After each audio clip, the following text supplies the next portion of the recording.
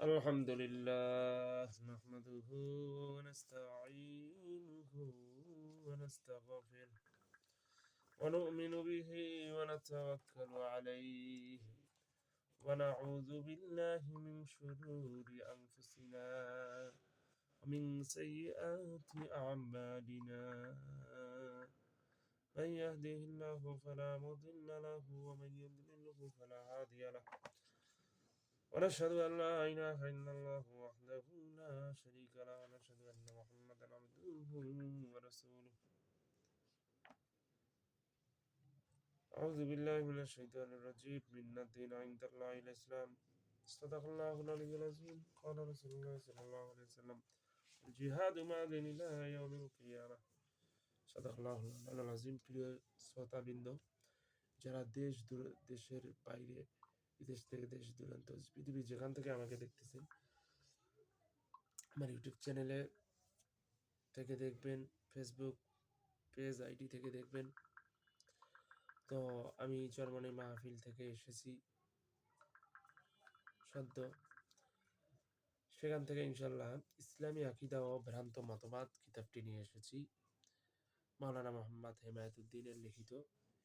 তিনি এটা নেওয়ার কারণ এখন জরুরি হয়েছিল আমার জন্য, যে একটু মোনাজারার প্রস্তাব এসেছিল কাদিয়ানি কাফের পঞ্চগড়ের এই বিষয় নিয়ে। তো সেজন্য মোতালার জন্য এই কিতাবটি আমি নিয়ে এসেছি। মোতালা ইনশাল্লাহ হচ্ছে। আরো 2টি কিতাব আমি এনেছি গুরুত্বপূর্ণ। দ্বিতীয়টি ধরেন দি সর্ট অফ আল্লাহ, খালিদ রাদিয়াল্লাহু আনহুর সামরিক জীবন ও অভিযান সমূহ। এখানে সুন্দর অনেক পৃষ্ঠা রয়েছে। তো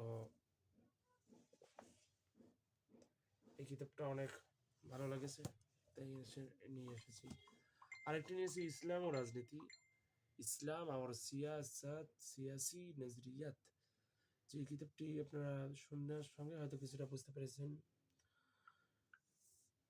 যেটি জাস্টিস মুফতি মোহাম্মদ তাকি উসমানী দামাত বরকাতুহুম তিনি লিখিত।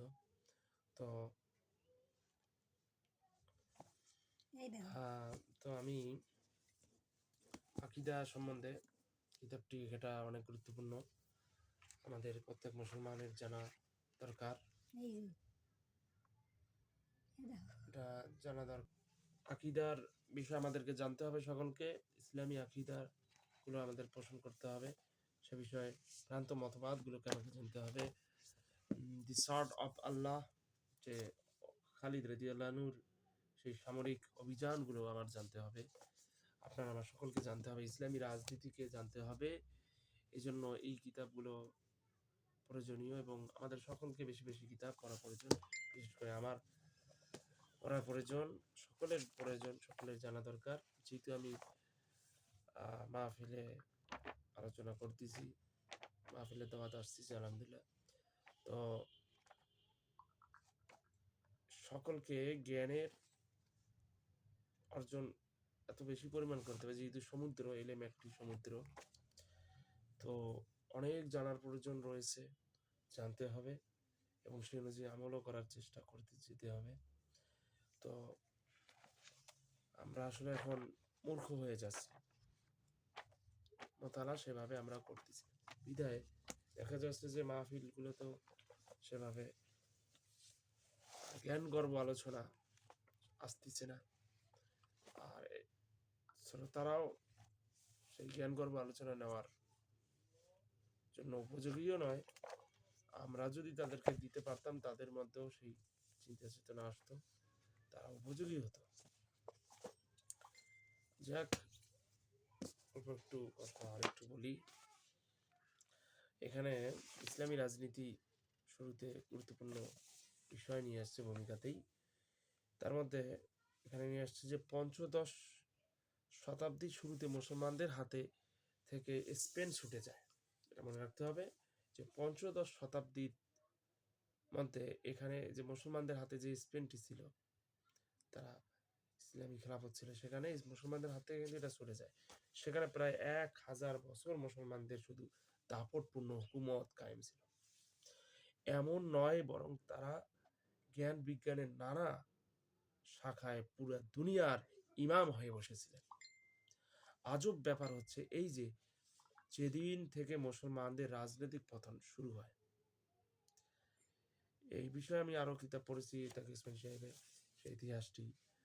তো এখানে আমি কিতাব যেদিন এসেছি সেখান থেকে কিছু গুরুত্বপূর্ণ মনে হলে একটু পড়লাম। সেই বিষয়টা আমি আমার দর্শক শ্রোতাদেরকে জানার জন্য, যে এখানে একটি বিষয়ে গুরুত্বপূর্ণ জ্ঞানগর্ভ কথা রয়েছে লাস্ট সময়, সেটা আমি সংক্ষেপে এখানে একটু আলোচনা আপনাদের শোনানোর পরে আমি সেটা মূল বিষয়টাকে বুঝে দেব। তো আজব ব্যাপার হচ্ছে এই যে, যেদিন থেকে মুসলমানদের রাজনৈতিক পতন শুরু হয়েছে, সেদিন থেকে ইউরোপের উন্নতি ফোসানি শুরু হয়েছে। স্পেন পতনের ফলে মুসলমান সারা দুনিয়ায় পতনোন্মুখ হয়ে যায় এবং তারপরে ইউরোপ উন্নয়নের লক্ষণ স্পষ্ট হতে থাকে। আপনার কথাগুলো বুঝতে পারছেন যে এখানে একটা গভীরতা রয়েছে, যে আমাদের পতন এবং তাদের উন্নতি আসলে বিষয়গুলো কোন দিকে যাচ্ছে। অন্যথায় তখন পর্যন্ত ইউরোপ মূর্খতার অন্ধকার প্রকাট্য প্রকাষ্ট এবং বিদু ঘটে অন্ধকার নিমজ্জিত ছিল। স্পেন পতনের প্রায় 100 বছর পরেই ইউরোপের একটি স্থল সাফল্য অর্জিত হয়। দেখেন বিষয়টা, স্পেনের পতনের 100 বছর পরেই ইউরোপের একটি স্থল সাফল্য অর্জিত হয়। এই যে তারা একদিকে আমেরিকা আবিষ্কার করে এবং অন্যদিকে হিন্দুস্তান অভিমুখে গামা সমুদ্র পথ পেয়ে ফেলেন। কিছু কিছু ঘটনা ঘটে ছোট আকারে, কিন্তু সেগুলো প্রতিক্রিয়া থাকে শতাব্দীর পর শতাব্দী। বা যত এগুলো ছিল ছোট ঘটনা, কিন্তু এই দুটি ঘটনা পুরো দুনিয়ার ইতিহাস এবং ভৌগোলিক রূপ রেখা বদলে দেয়, সৃষ্টি করে দেয় বিভিন্ন জাতির মধ্যে বিপ্লব। আরেকটি গুরুত্বপূর্ণ কথা আসছে, ইউরোপ শিল্পোন্নয়নের সূত্রপাত হয় এবং নতুন বিজ্ঞান ও নতুন প্রযুক্তি ক্ষিপ্র গতিতে এগোতে শুরু করে, যা বড় পর্যায়ে স্পেনীয় আলেম সমাজের প্রচেষ্টা ও ফলনের ফসল ঘরে তোলার মাধ্যমে সম্ভব হয়েছিল।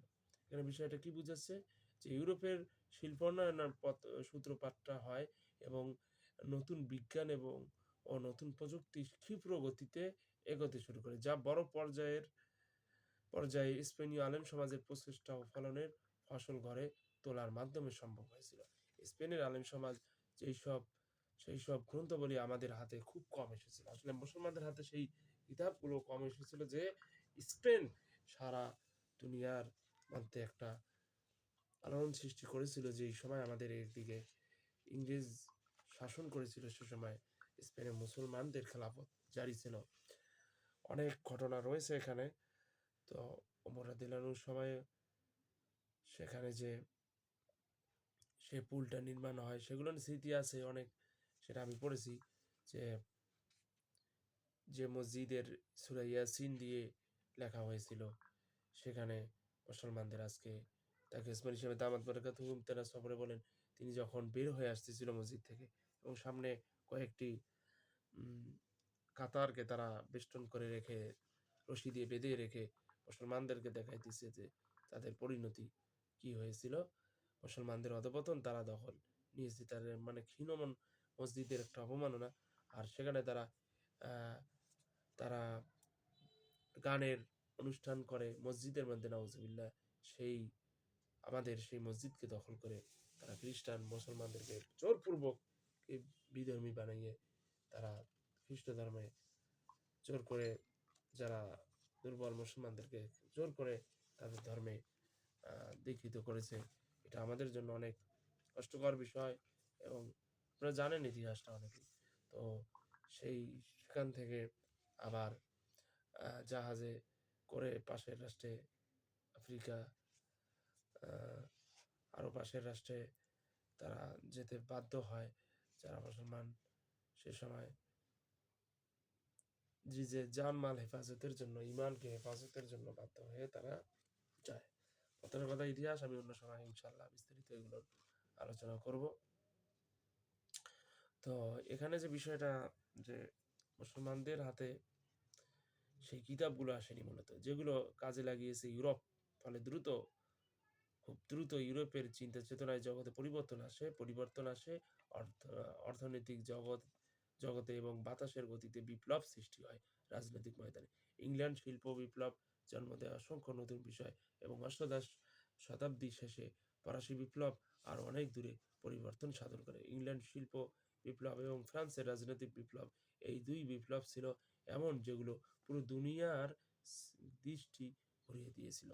দেখেন, আমাদের এই কিতাবগুলো, যে বিষয়টা লাস্ট ফিনিশিং, জাস্ট কথাটা, মূল কথা হলো যে এই মুসলমানদের হাতে আমাদের বিজয় ছিল, আমাদের উন্নতি, আমাদের পূর্বেকার জ্ঞানী গুণী আলেম সমাজের যে অবদান রেখেছিল সারা দুনিয়ায়, বিভিন্ন বড় বিষয়গুলো আবিষ্কার করেছে, অনেক গুরুত্বপূর্ণ বিষয়, কিন্তু সেগুলোকে তারা পুঁজি করে তারা দুনিয়ার নেতৃত্ব দিছে, কিন্তু অথচ আমরা আসলে পিছিয়ে রয়েছি। তাই আমাদেরকেও আগাতে হবে, এই সারা দুনিয়ায় কিভাবে মুসলমানদের হাতে আবার ক্ষমতা আসে সেই প্রচেষ্টা রাখতে হবে, আমাদেরকে চেষ্টা করতে হবে, সেই মেহনত করতে হবে। আল্লাহ তাআলা আমাদের সকলকে তৌফিক দান করুন।